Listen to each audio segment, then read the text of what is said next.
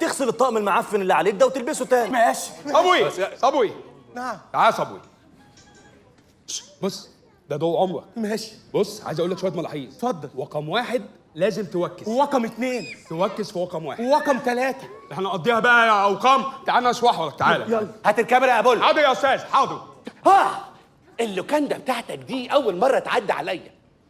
انا اخرجت في لوكاندات كتير، بس لوكاندا مقسومه 2 حاجه تقرف. يعني حضرتك هتشوف عندنا هنا انبهارات طول الوقت ان شاء الله. بس انا عايز بقى اعمل اعلان لنص اللوكاندا بتاعتي بس وننزله في التلفزيونات والسوشيال ميديا ونكسر الدنيا بقى. تمام، احنا نعمل اعلان وننزله للناس.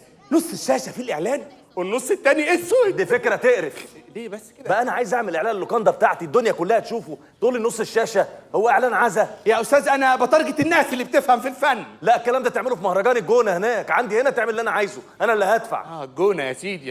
لا مش وقته. المهم خلاص انا محتاج موديلز.